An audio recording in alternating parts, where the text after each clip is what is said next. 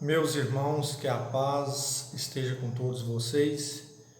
Hoje, irmãos, trago uma mensagem muito importante para a nossa reflexão.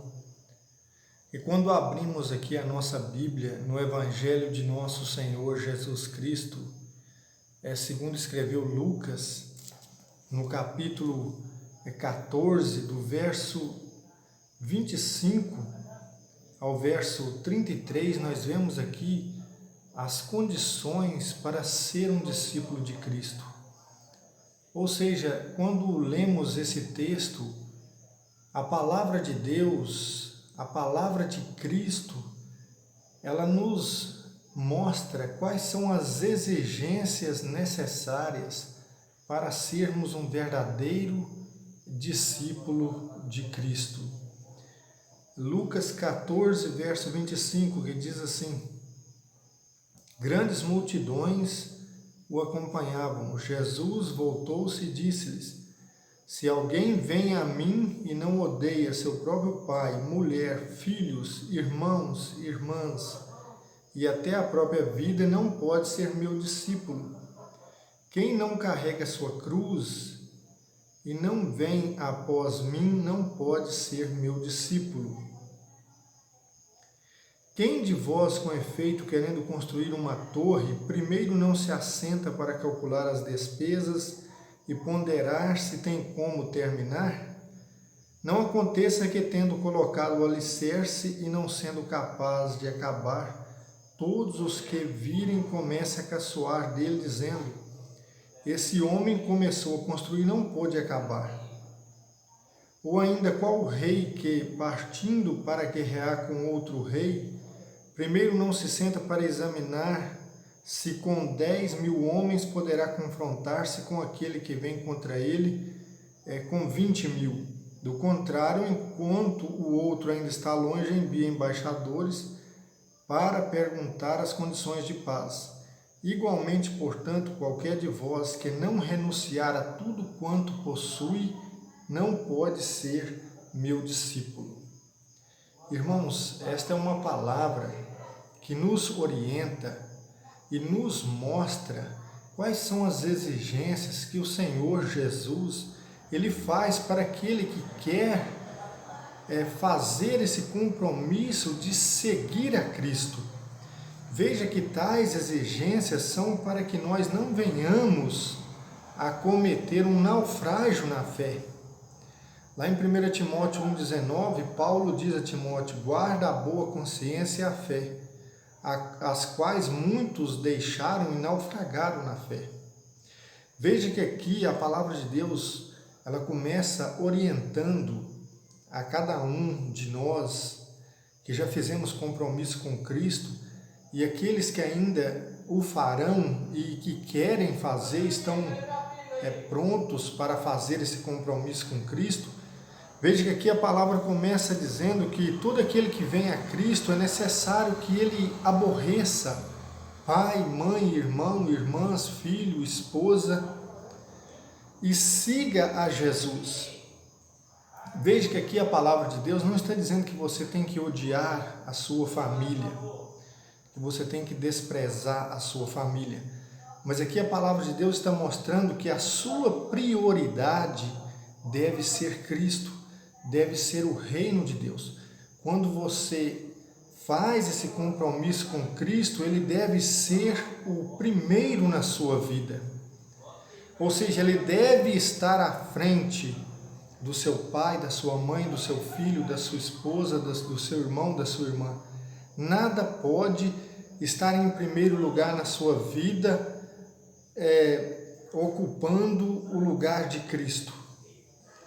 E também podemos compreender que aqui o Senhor Jesus está dizendo que se alguém quer tomar uma decisão para segui-lo, se alguém quer fazer esse compromisso de ser um discípulo de Cristo e a sua esposa não quer, vamos colocar um exemplo aqui que a esposa diga: eu não vou ser cristão, eu não vou seguir a Cristo. Então o marido deve, nesse momento, aborrecer a sua esposa. Em qual sentido? Olha, se você não quer seguir, eu respeito sua decisão, mas eu vou seguir.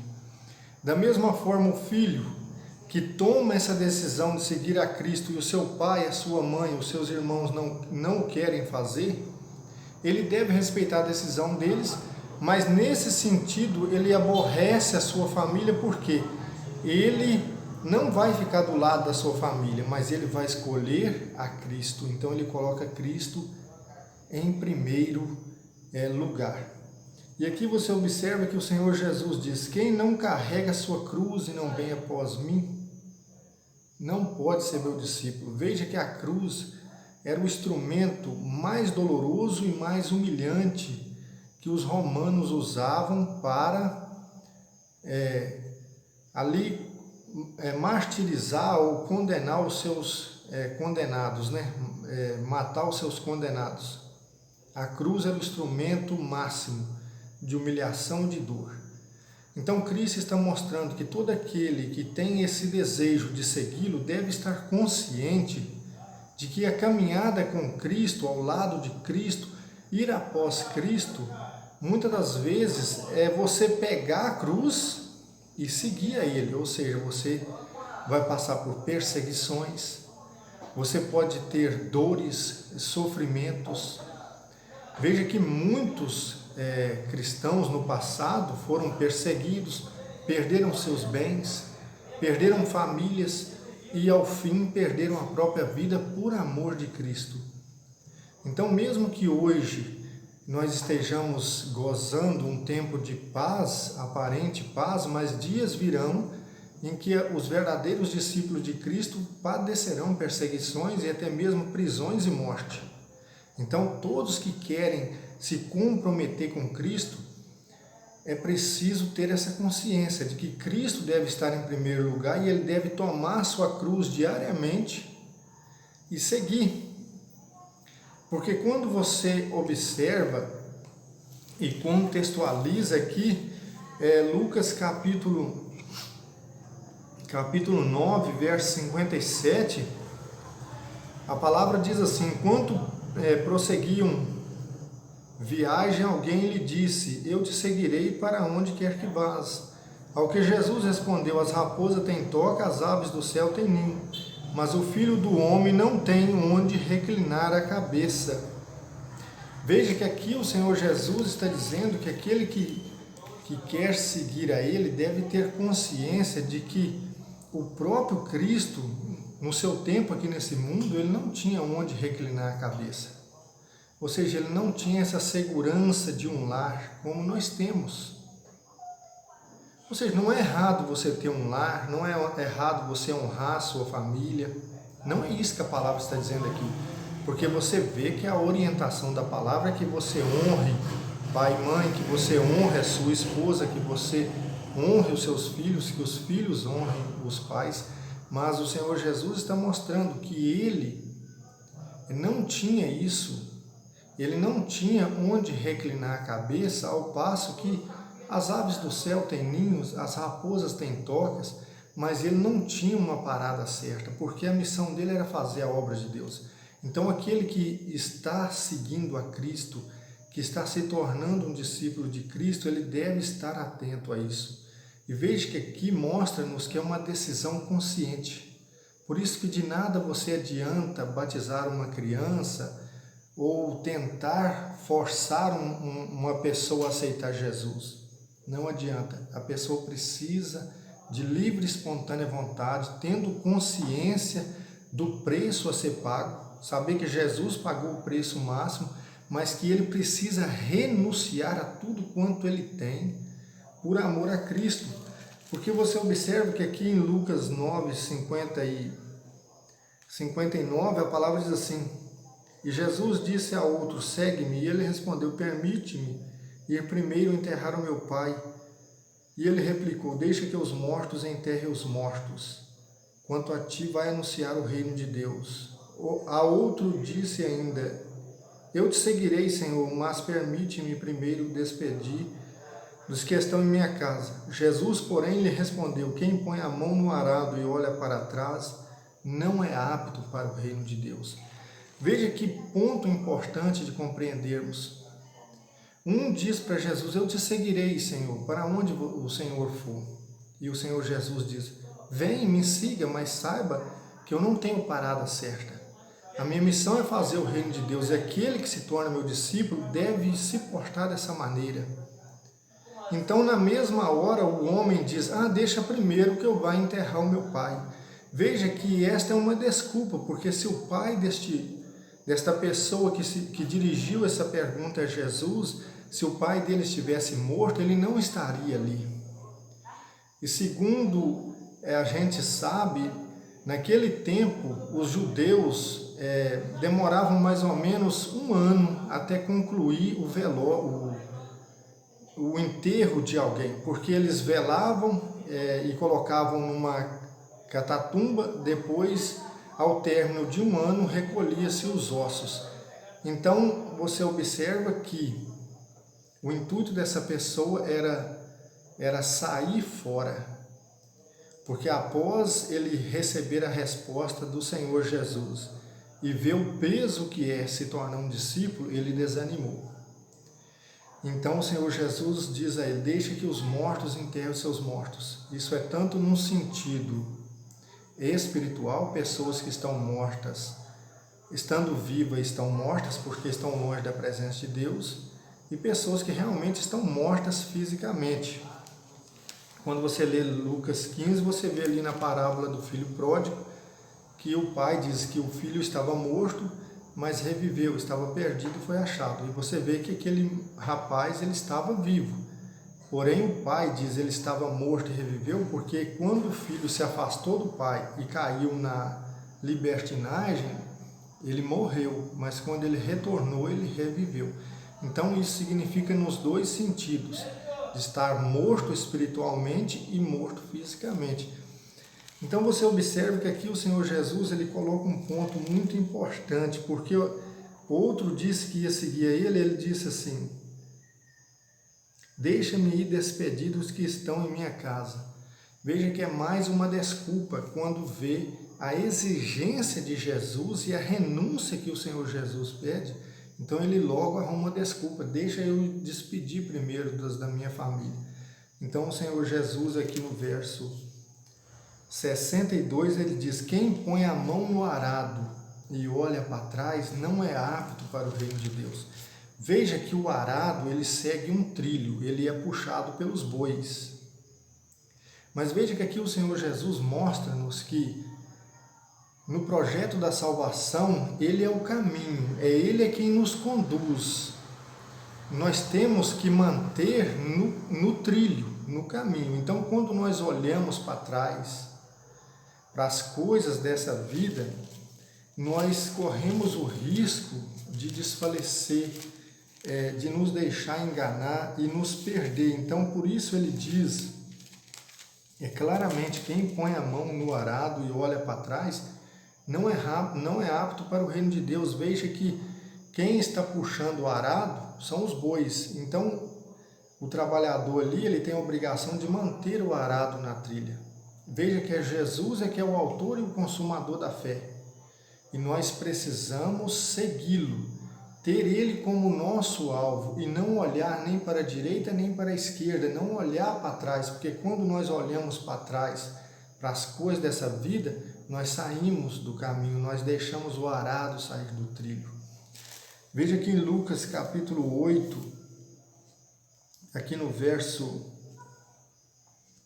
na parábola do semeador, veja que aqui o Senhor Jesus ele diz que no verso 11 de Lucas 8, você vê aqui a parábola do semeador. Você observa que aqui o Senhor Jesus vai relatar 4 situações e vai mostrar numa dessas situações que aquela semente, que é a palavra de Deus que cai entre espinhos, ela é sufocada pelos cuidados dessa vida, pelo amor às riquezas. Então você observa que quando a pessoa põe a mão no arado e olha para trás, olha para as riquezas, olha para as coisas dessa vida, para os negócios dessa vida, então a pessoa, ele desfalece, ele é sufocado. E é muito importante nós compreendermos isso para tomarmos uma decisão correta ao lado de Jesus.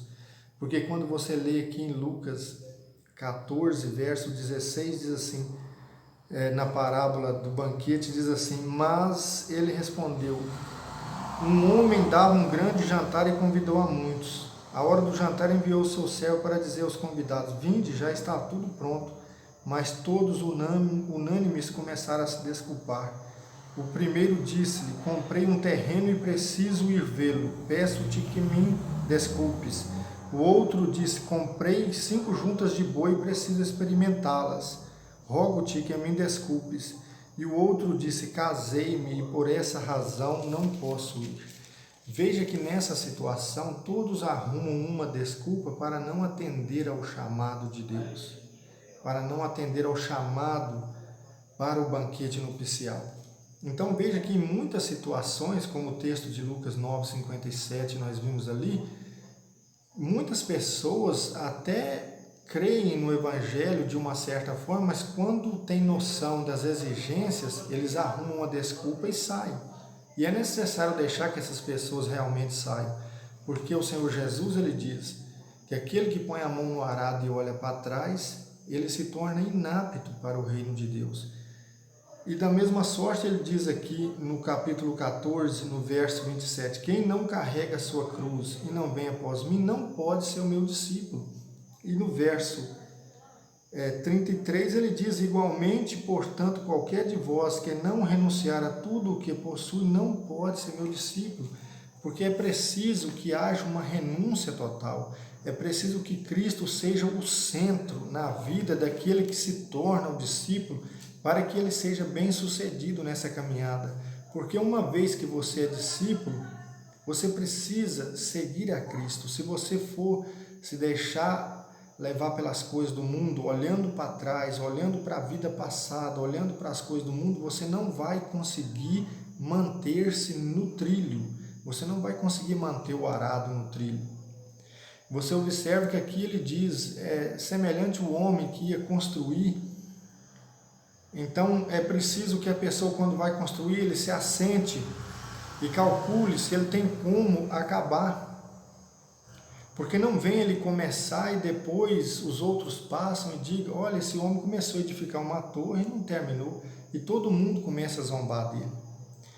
Veja que as pessoas estão trocando as coisas do mundo e estão aderindo às coisas do mundo e abandonando a Cristo.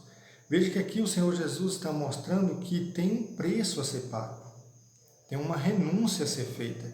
Então é preciso que todo aquele, um jovem, um homem, uma mulher, todo aquele que crê conscientemente deve renunciar a tudo quanto possui e saber que é preciso cumprir tais exigências para ser um autêntico discípulo de Cristo. Porque não venha você começar a caminhada com Cristo e depois você desanimar, e aí os outros vão olhar e vão dizer, olha, ele era um crente, hoje ele não é nada mais, ele voltou para a prostituição, para o adultério, para a bebedeira, e muitos ainda vão dizer assim, é por isso que eu não sigo religião nenhuma, porque se for para mim seguir, eu vou seguir direito. Muitos dizem assim com um tom de zombaria, mas veja que aqui a palavra já está alertando. É preciso que você tenha essa consciência. É por isso que a gente precisa entender que o batismo é profissão de fé. Batismo é confissão de fé, é um compromisso solene. Então é só para quem crê. É como eu já disse aí nos outros vídeos. No passado eu até defendi o batismo de criança, mas Deus me deu essa direção na palavra, me mostrando que realmente é só para quem crê, porque é profissão de fé. Porque você vê que aqui há exigências, então todos precisam ter consciência do compromisso que estão assumindo ao lado de Cristo, de tomar esse nome de discípulo. Eu sou um discípulo de Cristo. Então é preciso que você realmente tenha Ele em primeiro lugar e esteja pronto para acolher o que Ele te pedir. Sem que o seu marido, sem que a sua esposa, sem que o seu filho, o seu irmão, a sua irmã venha ser um obstáculo e você venha, nesse momento, olhar para trás. Então veja que aqui o Senhor Jesus usa também o exemplo de um rei que vai à guerra com 10.000 para combater um outro que vem com 20.000. É necessário que ele precisa sentar, pedir conselho aos seus conselheiros e ver se ele tem condição de vencer, porque se ele não tem condição de vencer, é melhor que ele manda embaixadores pedindo condições de paz do que ele ir à guerra e ser derrotado. Então veja que temos que ter essa consciência que essa caminhada ela é possível, porque a graça de Cristo ela está sobre nós. Mas nós temos que saber que há um preço a ser pago e que tais exigências são de fundamental importância para alcançarmos a vitória, a coroa de glória incorruptível. Amém, irmãos? Espero que os irmãos tenham compreendido a mensagem e que Deus vos dê força para tomar sua decisão ao lado de Cristo, para que os irmãos possam ter renúncia e que Deus abençoe a cada um dos irmãos na caminhada em nome do Senhor Jesus. Amém?